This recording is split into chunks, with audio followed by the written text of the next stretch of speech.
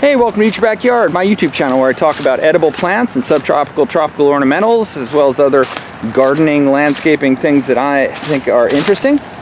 In this video, I'm going to tell you about a very standard and interesting plant referred to commonly as the cardboard plant.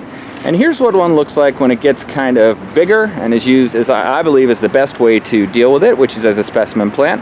And in this video, I want to tell you a little bit about some of its qualities. And you can see that we're at a beach park, and this is it's a pretty good look. It's also very good for a beach park because it's very salt tolerant and wind tolerant, which are two major factors at a park on the ocean.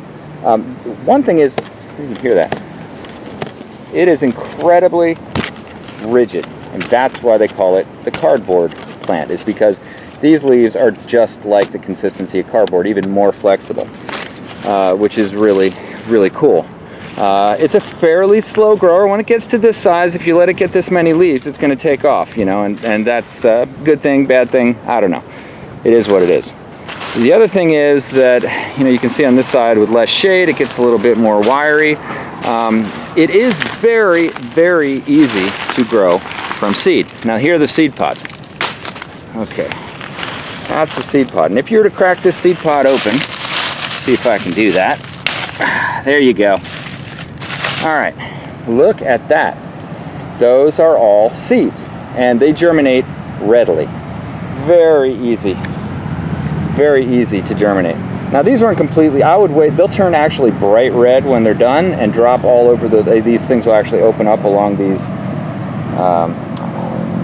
geometric pattern kind of pieces that are here, and they'll drop on the ground and grow very easily. So really in about 2 or 3 months, or when they're opening up, is the right time to plant it. Now, that's one thing. Another thing is, and this is kind of, I look at this as a bummer, and that is that this plant is covered with very effective small thorns all up and down the, let me see that? Yeah, now that will definitely not be fun. They're not super razor sharp or anything, but you know, when you're trimming them, it's something to be aware of. It's really not that hard to handle, you just have to be aware of it. Other than that, does not require, it's great for xeriscaping, does not require a lot of watering.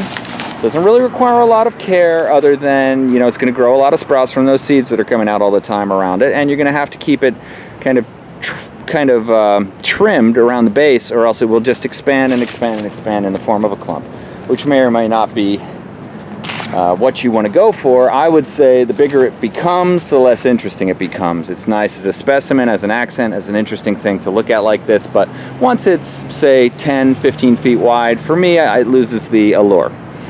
Okay, so that's what I want to tell you about the cardboard plant. An interesting option, not edible, but fun, for sure, and definitely a good one for the collection.